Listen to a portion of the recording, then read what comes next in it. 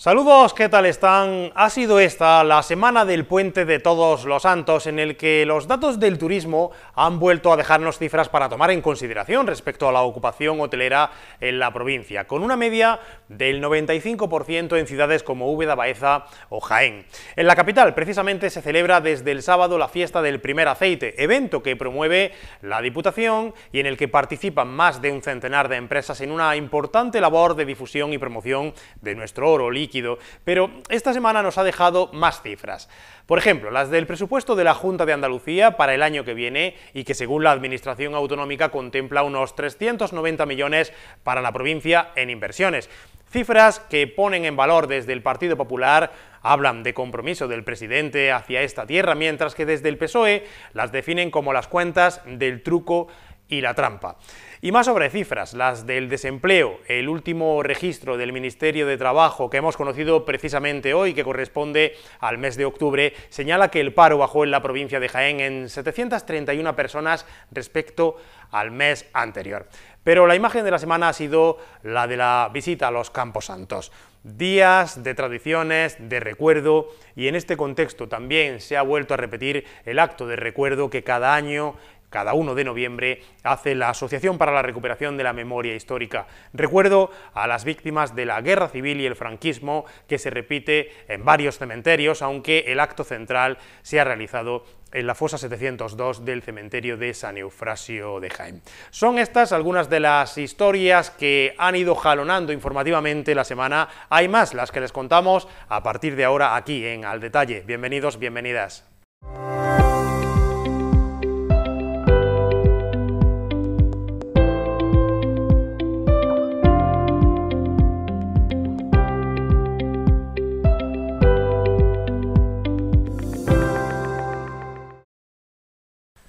Verán ustedes, hace tan solo unos días se conmemoraba el Día sin Juegos de Azar. Las adicciones al juego es una realidad que conoce bien la asociación Apliger, una asociación que tiene sede en Linares, pero cuyo ámbito de actuación es provincial. Asociación de ayuda mutua y cuyo objetivo es la rehabilitación de las personas que caen en esta adicción. Y por eso hemos invitado hoy aquí a los estudios de Al Detalle a Martín Valero, al presidente de Apliger. Martín, hola, ¿cómo estás? Hola, buenas, bien, bien. Gracias por atender la llamada de 10 Televisión, de la cadena SER, y asistir a este Al Detalle. ¿Cuál es el mensaje que queréis lanzar, que habéis lanzado en este día? Bueno, nosotros el mensaje que hemos lanzado estos días con las mesas informativas, pues es llegar a la mayor población posible que pueda tener o que tenga problemas de juego y que de esto se sale. Estamos en el entorno de ese día, este es el mensaje que habéis lanzado este año, pero es un trabajo continuado durante todos los meses. Claro, la verdad que nosotros lo que hacemos es mantener durante todos estos meses a través de los grupos de terapia, de las personas que van llegando y mantener los grupos de terapia que tenemos en funcionamiento. ¿Cuántos años lleva Apliger trabajando? Bueno, Apliger se fundó en el 1991, en noviembre del 1991. La verdad que ahora en este mes hacemos 31 años que sigue funcionando Apliger. ¿Y en estos años, en estos 30 años, ha cambiado el perfil de quienes acuden a la asociación? La verdad que ha cambiado, pero bastante en cuanto a personas más jóvenes, que son las que están acudiendo, a los tipos de juego. Antes era solamente las máquinas tipo B, que son las máquinas que había en los bares o en los salones de juego.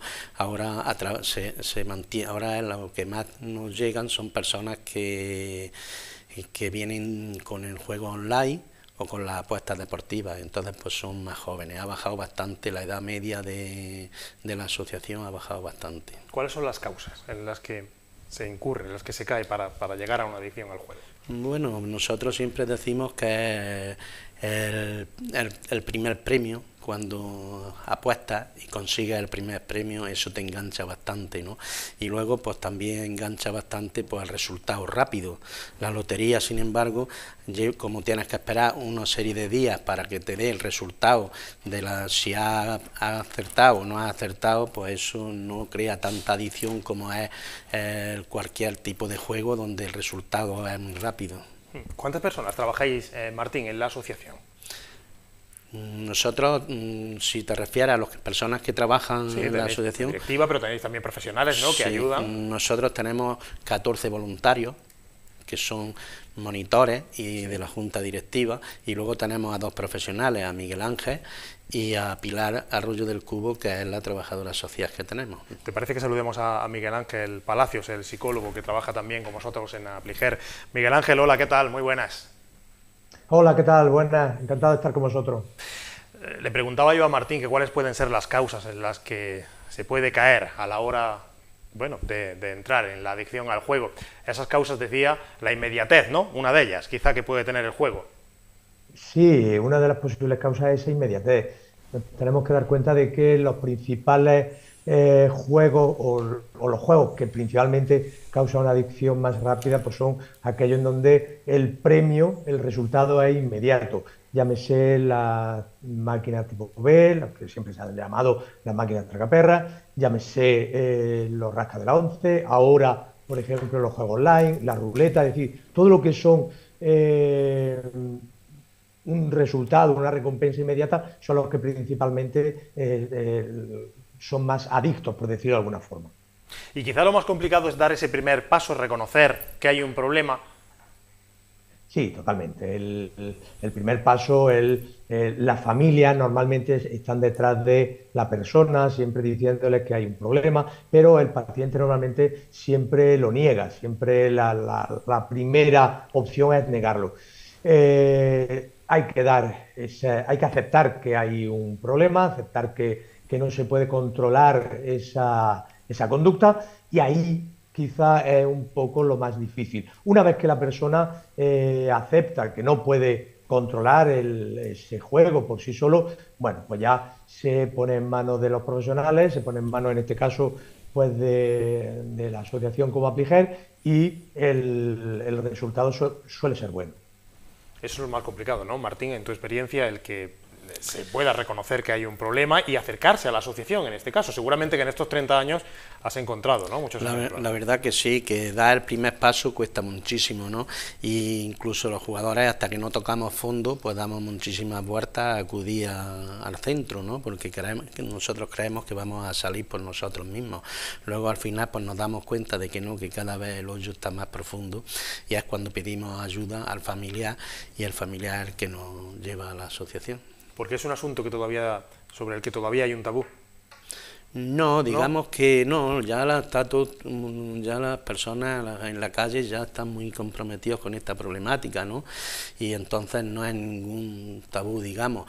Sobre todo, para los familiares sí, o porque tenga un puesto de trabajo donde no quieres que nadie se entere, pues a lo mejor sí es un poco más tabú, pero que ahora las personas ya acuden a las asociaciones sabiendo de lo que se van a encontrar allí, porque bueno, nosotros a través de los medios o a través del boca a boca es el que nosotros allí pues estamos personas que han padecido lo mismo, que ha sido la adicción al juego. Y quizás si se inicia la terapia, Miguel Ángel. ¿El qué, perdón? Decía que quizás si se inicia la terapia, como decía Martín, viendo bueno que ahí le pueden ayudar en la asociación. Sí, no, en el momento en el que la persona llega, Martín decía una cosa que estoy de acuerdo con él, las personas llegan cada vez más convencidas. Lo que pasa es que también es cierto que como llegan más jóvenes, pues en ocasiones son esos familiares que les puede costar trabajo el que aceptar pues que un hijo pues tiene esa adicción, o más que aceptarlo, el reconocimiento, ¿no? Social, ¿no? Piensan que les queda mucho tiempo por delante, mucha vida por delante, y entonces, bueno, pues que le puede marcar, ¿no? Que la sociedad pueda saber que esa persona ha podido tener un problema con el juego. En cuanto llegan a la asociación, se les hace su acogida, les veo, empiezan sus terapias, la cosa va fluyendo bastante bien, y normalmente las personas se quedan en esa terapia, y bueno, luego, como ha ocurrido hace unos días con la entrega de la alta, pues la gente, yo siempre digo que al principio se llora cuando se entra por las consecuencias, y el día en que se entrega ese reconocimiento, esa alta, pues se llora, pero de alegría, de satisfacción. Cuando hablamos de estas adicciones hablamos de distintos tipos, ¿no? Bueno, la adicción al juego se llama ludopatía y esa es la adicción al juego de azar. Luego ya podemos tener variantes, pero como podemos encontrar, por ejemplo, con una persona que tenga un problema con el alcohol, una persona alcohólica puede beber principalmente, puede beber vino, puede beber cerveza, puede beber whisky, pero al final estamos hablando de alcoholismo. Con el tema de la adicción al juego, pues igual, una persona puede tener un mayor problema con la ruleta, con las tragaperras o con el rasca. Al final estamos hablando de ludopatía. Te lo decía porque precisamente en la información que aparece en la página web de Apliger se habla también de otros asuntos. Se habla, por ejemplo, de la compra compulsiva, por un lado, o también de un término que es nanofobia, si no me equivoco. Sí, vamos a ver, pero eso ya se saldría de lo que puede ser la ludopatía, ¿no? Una cosa es la nanofobia, como estamos hablando, otra cosa diferente, pues estaríamos hablando pues, de las compras compulsivas, de la adicción al sexo, etcétera, ¿no? Es decir, son diferentes tipos de adicciones que son adicciones no tóxicas, que son adicciones que tratamos en nuestras asociaciones y que al final estamos hablando que como cualquier adicción sin sustancia, bueno, pues tiene esa base comportamental que se puede tratar con las terapias de grupo.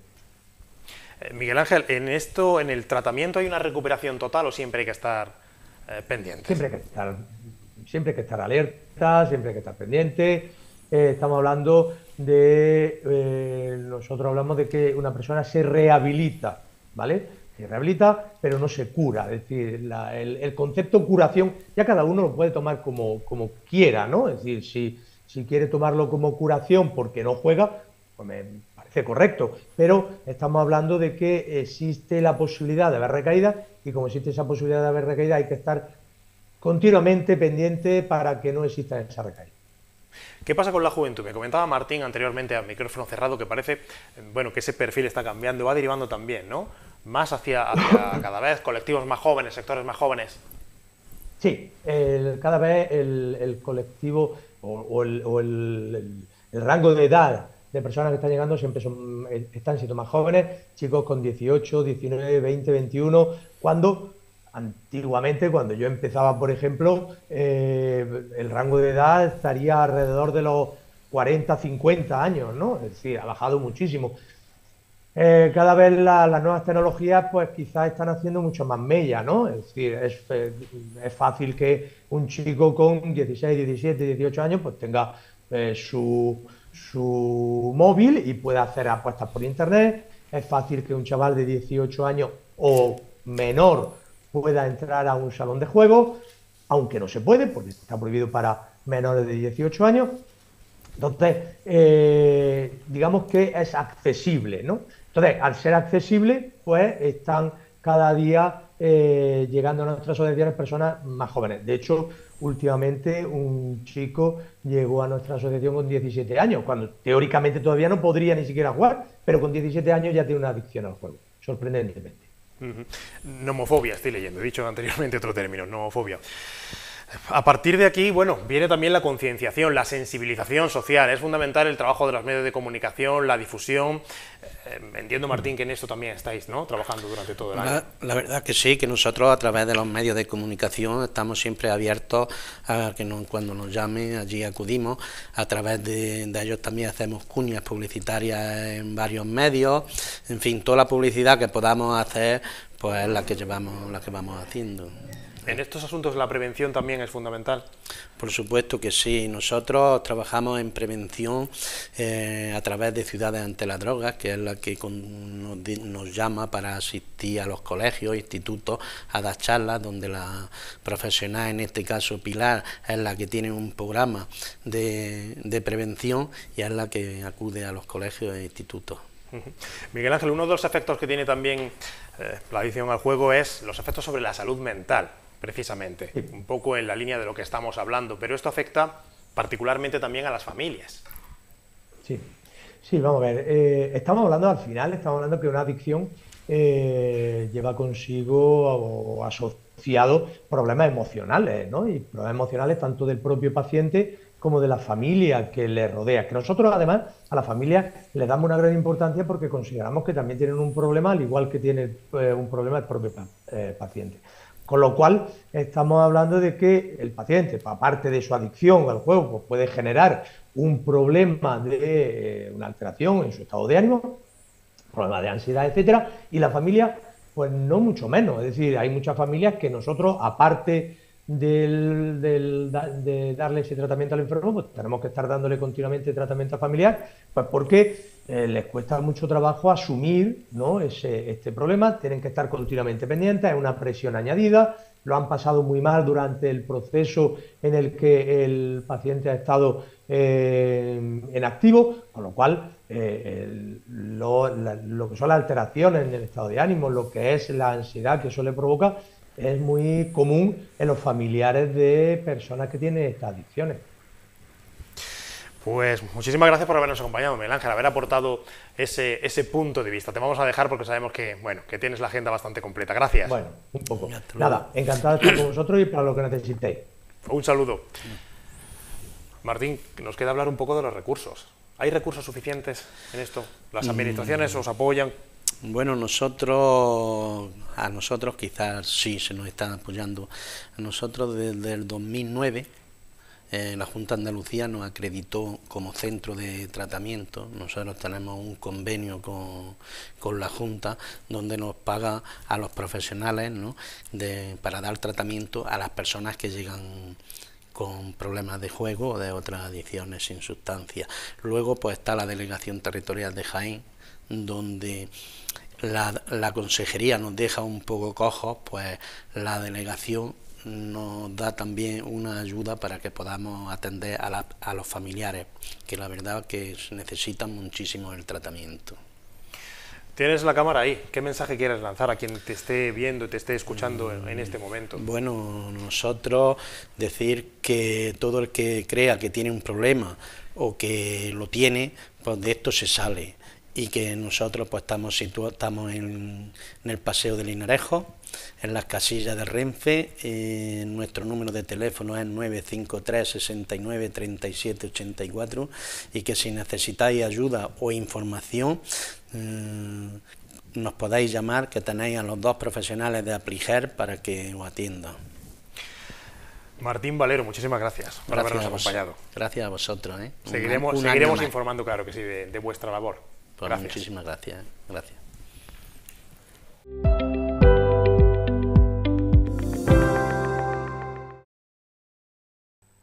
En más de una ocasión le hemos hablado precisamente aquí de la importante labor de investigación que tiene la Universidad de Jaén, además de su evidente aportación académica, docente. La investigación es uno de los pilares fundamentales de esta institución. Y en los últimos días hemos leído un titular que yo les voy a leer literalmente. Paleontólogos evidencian cómo un evento de calentamiento global provocó la reducción de diversidad vegetal y la consecuente extinción de determinadas familias de dinosaurios en el Jurásico inferior.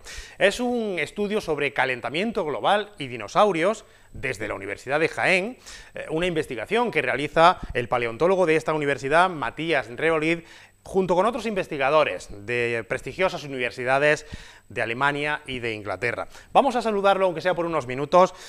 Matías Reolid, hola, muy buenas. Hola, buenas, Gerard. Ante todo, agradecerte la invitación que te hacemos, que hayas aceptado esa invitación, porque además estás en pleno trabajo de campo, ¿no? Sí.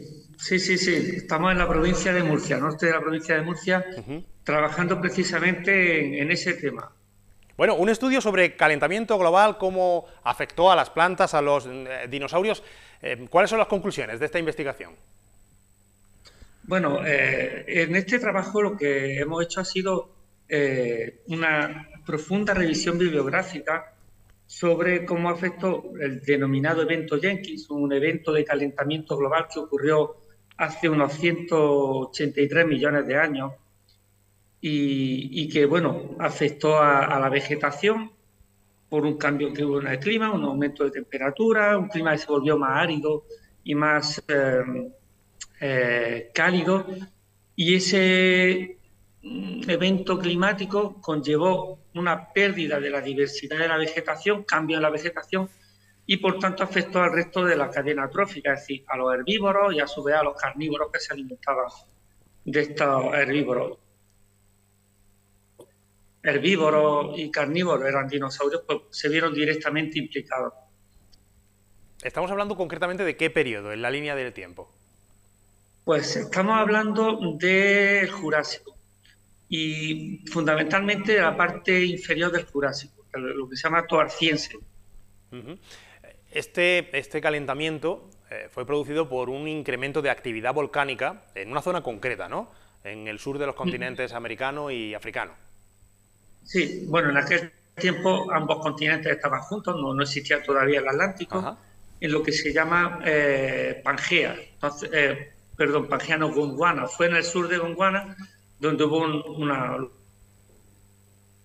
ígnea de miles de kilómetros de extensión donde pues bueno, hubo una reactivación de este vulcanismo y una inmensa emisión de gases de efecto invernadero, sobre todo CO2 y metano, que conllevaron un calentamiento global de hasta unos 10 grados centígrados registrados en la temperatura del agua marina a nivel superficial.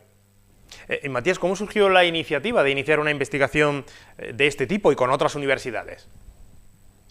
Bueno, estamos bastantes investigadores trabajando en este evento climático y además que es un evento que tiene muchísimo interés desde el punto de vista de que podemos encontrar similitudes con el evento, con el cambio climático actual, ¿no? Pero generalmente se está estudiando desde hace muchísimo tiempo, yo entre otros, en ambientes marinos, depósitos marinos, como afectó a la fauna, a los ecosistemas marinos en general. Y hay muy pocos trabajos respecto a ambientes continentales. Entonces, bueno, pues se nos ocurrió que sería muy interesante poder hacer una revisión bibliográfica de todas las especies que hay publicadas de dinosaurios herbívoros y carnívoros, ver su distribución a lo largo del tiempo, su asignación taxonómica y ver también si hay correlación con los registros de polen que al fin y al cabo nos van indicando qué tipo de vegetación hay. Lo interesante en este trabajo es que por primera vez evidenciamos cómo este evento climático afectó a los ecosistemas, pero no marinos, sino en este caso a los ecosistemas continentales. ¿Y cómo se inicia una investigación? Y la colaboración con estos investigadores, bueno, que desde hace muchos años trabajamos en un marco, digamos, internacional. De hecho, hasta el año 2020, pues fui el responsable de un proyecto de la UNESCO centrado en el estudio de este evento climático, el del Toarciense, el del Jurásico Inferior, con aproximadamente pues, 111 investigadores correspondientes a 26 países diferentes. Es decir, que las relaciones internacionales las teníamos más que aseguradas. Pues lo están escuchando desde la Universidad de Jaén hasta proyectos en la UNESCO. Pero ¿cómo se realiza una investigación de este tipo? Para los que somos profanos, evidentemente, en la materia, ¿cómo se empieza? Bueno, esta empezó de una forma muy curiosa porque yo trabajo fundamentalmente en ambientes, en sedimentos procedentes de ambientes marinos, no en continentales, aunque sí que he hecho algunas cosas con vertebrados y surgió pues de una forma curiosa pues durante la pandemia, que tuvimos mucho más tiempo en casa y en familia, pues con mi hijo pequeño que le gusta muchísimo los dinosaurios, como a tantos niños, y que tiene la suerte de tener un padre que es paleontólogo, pues tenemos muchísimos libros de divulgación y científicos de dinosaurios. Y a raíz de ahí, hablando con él, surgió el tema de que sería muy interesante ver si lo que yo trabajaba en ambientes marinos tenía incidencia en los dinosaurios, ¿no? Y de ahí surgió la idea, fíjate, de forma tan curiosa con la idea de, a partir de conversaciones con un niño, ¿no? Y bueno, pues ya desde ese momento fue pues, revisar muchísimas bibliografías científicas, muchísimos artículos, porque al final tenemos el registro de 207 géneros distintos de dinosaurios. Y bueno, con toda la información que conlleva, de dónde se han localizado, qué tamaño tenían, a qué grupo pertenecían. Bueno, una tarea que ha durado eso, pues varios años. Quizá esa es la imagen, la que estás comentando, que tenemos de los paleontólogos, pero ¿tiene algo de parecido esa imagen con la que tenemos del cine, de la literatura, o no? Bueno, este trabajo ha sido un trabajo basado básicamente en una revisión bibliográfica. Es decir, que este ha sido un trabajo de gabinete, sí, pero en otras ocasiones el trabajo pues conlleva pues campañas de campo, como la que estoy realizando ahora, con bastantes días he subido a una montaña y picando con el martillo, intentando protegerte pues, del frío, del calor, y bueno, en los últimos años he realizado campañas pues, en Marruecos, Argelia, Túnez, en los Alpes. En febrero voy a Arabia Saudí también para trabajar en materiales de este intervalo. También trabajo en Portugal, y todo eso al final pues conlleva también pues, un esfuerzo, llegar a sitios a veces poco accesibles con las dificultades que entraña, y sobre todo, bueno, pues también nos gusta a los paleontólogos pues, la aventura y el descubrimiento, pero también conlleva parte de sacrificio porque es tiempo que estás alejado de tu familia. Pero bueno, es el trabajo al que nos dedicamos. Y si le pregunto por la provincia de Jaén, ¿cuáles son los yacimientos paleontológicos que nos encontramos? Bueno, es que la provincia de Jaén prácticamente entera es ya de por sí un yacimiento paleontológico. Tenemos pues fósiles desde el Ordovícico, es decir, estamos hablando de varios cientos de millones de años, fósiles de megabites, etcétera, por la zona de Sierra Morena, a fósiles muy recientes de cetáceos, de ballenas, de focas, que tenemos de hace unos 9 millones de años en la cuenca del Guadalquivir, en la zona de Andújar, Villanueva de la Reina. Ahí descubrimos algunos restos de mamíferos marinos de bastante interés. Y luego todo lo que es el Mesozoico, Jurásico, Cretácico, por ejemplo, pues la mayor parte de los relieves que tenemos en las Béticas son relieves constituidos por rocas de esa edad, son rocas de origen marino y están representadas en muchos intervalos temporales de restos de corales, de amonites, de belenites, bueno, de invertebrados generalmente. Está hablando de restos marinos, es decir, que esta tierra fue en algún momento mar. Prácticamente todos los sedimentos que hay en la provincia de Jaén, todas las rocas corresponden a sedimentos depositados en ambientes marinos. Es por eso también que no podemos encontrar dinosaurios en esta provincia, porque bueno, los dinosaurios vivían en ambientes emergidos, pero sí que encontramos algunos vertebrados marinos como restos de notosaurios, placodontos, que aunque acaban en saurio, no son dinosaurios, son reptiles marinos, y también estenosaurios, que son parecidos a los cocodrilos, ya de edad cretácica, bastante más reciente. Pero por lo general lo que tenemos son todos ellos depósitos marinos, y lo que más fácilmente fosiliza son los invertebrados, las conchas de los invertebrados, amonites, gasterópodos, es decir, caracoles, bivalvos, tipo ostras, mejillones, etc. No le quiero quitar mucho más tiempo, pero una pregunta más. ¿Se investiga o se ha investigado lo suficiente en este aspecto en esta tierra? En esta tierra, ¿te refieres en la provincia de Jaén? Sí, sí, en la provincia de Jaén. Bueno, ahora mismo tenemos en marcha un proyecto de excelencia de la Junta de Andalucía y un proyecto FEDER de la universidad centrado en distintos aspectos de este evento climático que ocurrió. ¿Por qué? Pues porque es un símil, en cierto modo, de lo que podemos ver en la actualidad. Un calentamiento global, pérdida de diversidad, cambios en los ecosistemas, fluctuaciones, desplazamientos en los cinturones climáticos, latitudinalmente. Y entonces, bueno, pues seguimos estudiando en la provincia de Jaén y provincias limítrofes, porque lo que es la geología no entiende de límites administrativos. Entonces, buena parte de los afloramientos que en la actualidad estudiamos en el entorno de Jaén, pues están en las proximidades de la propia ciudad, pero también los tenemos en el norte de la provincia de Granada y hacia la provincia de Murcia, que es donde me encuentro actualmente de campaña de campo.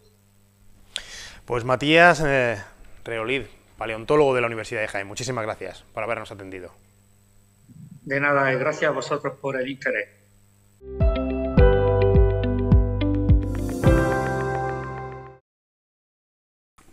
Pues en nuestro cierre de hoy vamos a recuperar una sección que iniciábamos al inicio de esta temporada con los compañeros de Multimedia Jiennense, los que realmente están trabajando día a día con la actualidad y los que conocen la actualidad de su zona más en cercanía, más en detalle, nunca mejor dicho. Hoy nos vamos a quedar en Úbeda y lo vamos a hacer con nuestra compañera de 10 Televisión Úbeda, Radio Úbeda, Laura Martínez, a quien todos ustedes conocen bien. Hola Laura, ¿qué tal? Hola, ¿qué tal, Alfonso? ¿Cuál es la historia que nos traes hoy desde Úbeda?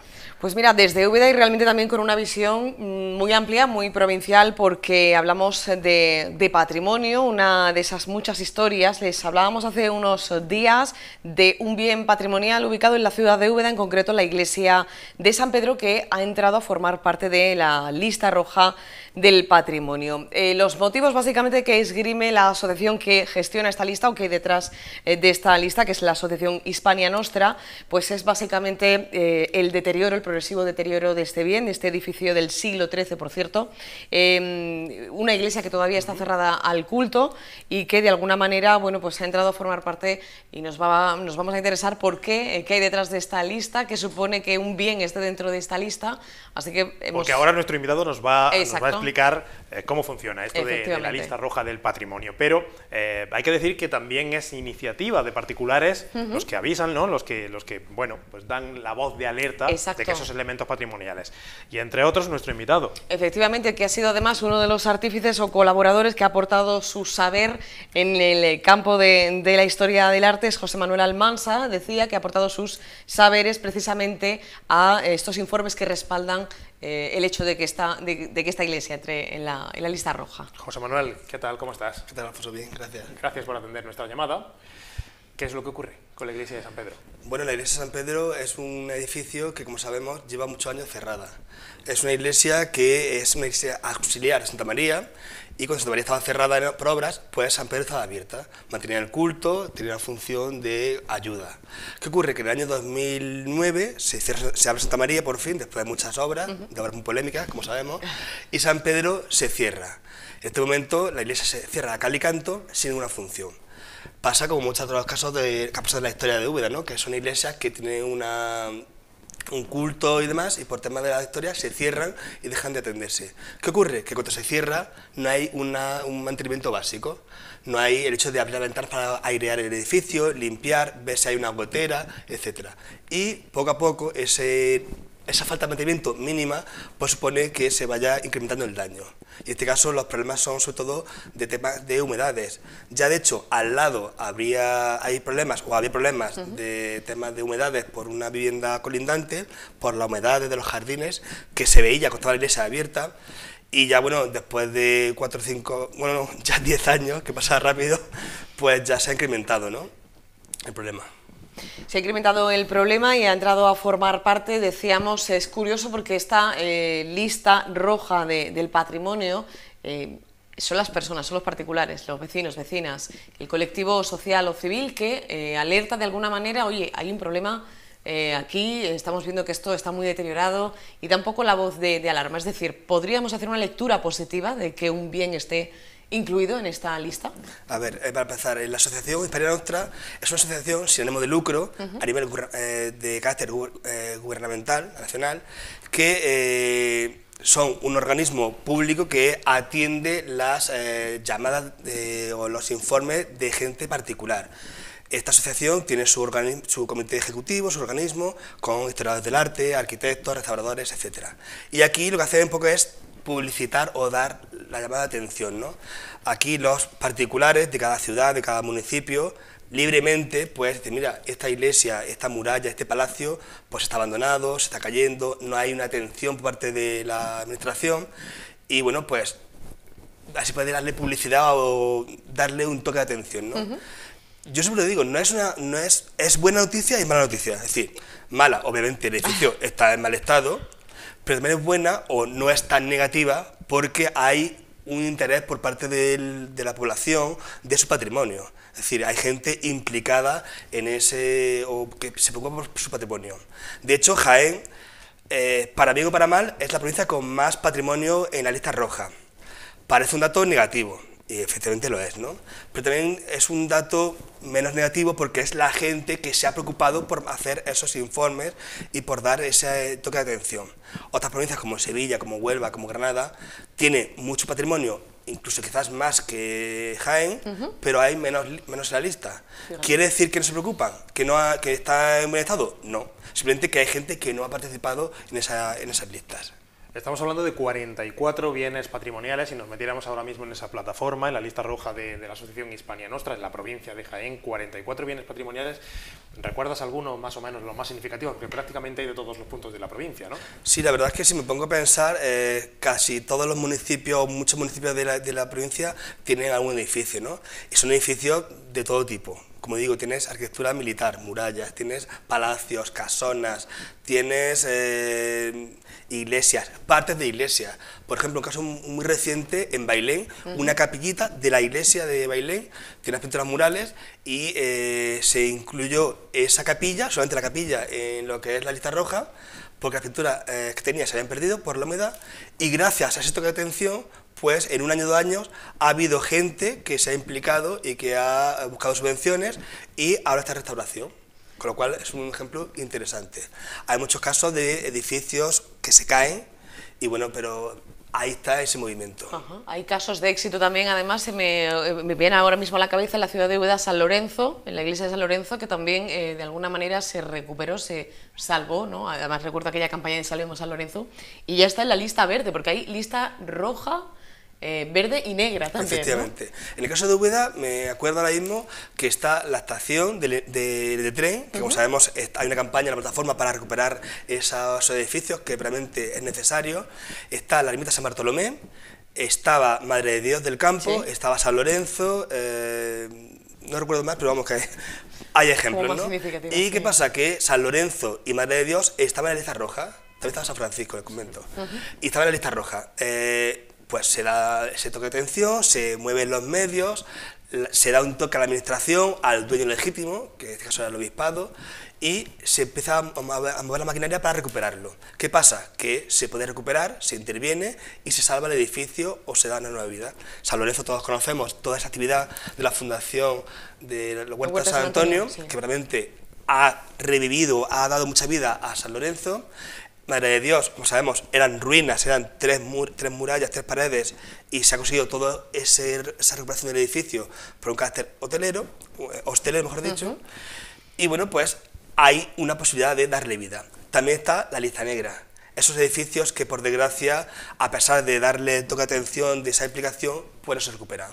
La cárcel vieja de Jaén, de hecho esto fue una antigua alumna mía, que le comenté el tema de la asociación, ella hizo la ficha, lo mandó, consiguió poner en movimiento un poco el tema de la recuperación o darle ese toque de atención, pero finalmente, por cuestiones políticas, cuestiones que no vienen al caso, pues finalmente se demolió todo el edificio y se dejó la fachada, que ahora incluso pues tiene una protección de memoria histórica, pero bueno, la asociación lo que hizo fue dar el toque de atención para recuperar el edificio. No se puede hacer, por desgracia, se ha perdido el edificio, se ha dejado la fachada, pero lo que es la esencia del edificio, pues se ha perdido. La cárcel vieja de Úbeda. Si tuviéramos que decir cuál es ese monumento, ese resto patrimonial en la provincia que necesita ya un SOS urgente por tu conocimiento del arte en la provincia, ¿cuál sería? ¿Cuál dirías?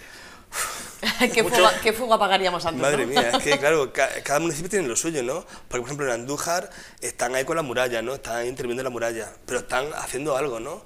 También por aquí había en Torre Quebradilla, si no me confundo, está el palacio, que está en ruina. Directamente está, que se cae a cacho, rodeado, delimitado. Pero fijaros que ya ahora el ayuntamiento ha comprado el edificio y a partir de ahora se empieza un proceso de recuperación del edificio. Un palacio del siglo XVI, que bueno, hay una intervención. O sea que, ¿qué ejemplo? Pues sería cuestión de ver la lista y decir, madre mía, cómo está esto, madre mía, cómo está esto. Pero bueno, preocupante, sí. Alarmante, bueno, hay interés por el ciudadano de proteger su patrimonio y de darle ese toque de atención, ¿no? Las administraciones realmente vuelcan, es la pregunta, ¿no? Eso es. Vuelcan todos sus esfuerzos, o lo que se debiera, en la conservación, Aquí, en mantener nuestro patrimonio. Aquí hay de todo. Aquí hay mucho privado, ¿no? Es decir, los ayuntamientos es cierto que se mueven mucho por el patrimonio. Los ayuntamientos generalmente, pues, si tienen un edificio, un palacio, una cosa que tiene valor, pues muchos de ellos se empeñan en adquirir ese edificio, pasa a ser municipal para el disfrute de todo el mundo y lo intervienen. ¿Cuál es el problema? Cuando el edificio es privado. En este caso, la iglesia de San Pedro, pues es del Obispado de Jaén, y aquí el Obispado es el que debe restaurar el edificio, porque es suyo. Si tú tienes una casa, si te cae, te van a obligar a restaurarla, a recuperar el edificio o lo que sea. Y aquí el Obispado debe intervenir en ese edificio. En la administración, pues bien, el Ayuntamiento de Úbeda o la Junta de Andalucía, el que debe cumplir la normativa, la legislación, para hacer que se restaure ese edificio. ¿Qué no puede hacerlo? Se puede hacer la opción de que el Ayuntamiento o cualquier organismo local intervenga en el edificio y se pase los gastos la factura, digamos, ¿no? La factura al dueño, al Obispado. ¿no? Efectivamente. ¿Qué ocurre? Que eso es ya un último caso, ¿no? Lo suyo sería que haya una entente cordial, que haya una buena relación y que cada uno haga sus deberes. ¿En qué estás trabajando ahora? En la segunda parte de ese libro sobre la restauración precisamente del patrimonio internacional. Tengo muchos frentes abiertos, pero sí es cierto que a partir del trabajo que hice de restauración monumental durante el franquismo, pues es un filón de trabajo, ¿no? De hecho, ya del propio libro, pues había una parte de regiones devastadas que he encontrado material inédito, que espero sacarlo próximamente, también sobre Úbeda, solamente el caso de Úbeda como restauración da para un trabajo interesante, los años 80, las intervenciones actuales, simplemente la restauración es un campo muy amplio de trabajo, ¿no? Y bueno, pues siempre el hecho de saber la historia del edificio, esa restauración que se le ha hecho, es bueno para mantenerlo hoy en día, ¿no? Porque al fin y al cabo un edificio que tenemos hoy en día no es el edificio como lo hizo su arquitecto, sino que es un edificio que se hizo en el siglo XVI, que después en el barroco tuvo su reforma, XIX otro cambio, una restauración que modifica, etc. Con lo cual es parte de esa labor del historiador del arte de conocer la evolución del edificio. Pues, Interesante. qué apasionante, qué apasionante. Pues nos interesaba sacar a colación esta historia desde la redacción de Úbeda, Alfonso, pero con una mirada, como ves también, pues lógicamente que afecta al resto de la provincia con esos bienes patrimoniales. José Manuel, muchísimas gracias. Como siempre, un placer. Gracias. Laura, gracias. Gracias. Señoras, señores, nosotros vamos a poner aquí el punto y final o punto y seguido, como ustedes quieran, a al detalle. Dentro de 7 días les esperamos aquí una nueva cita en 10 Televisión y la cadena SER. Gracias.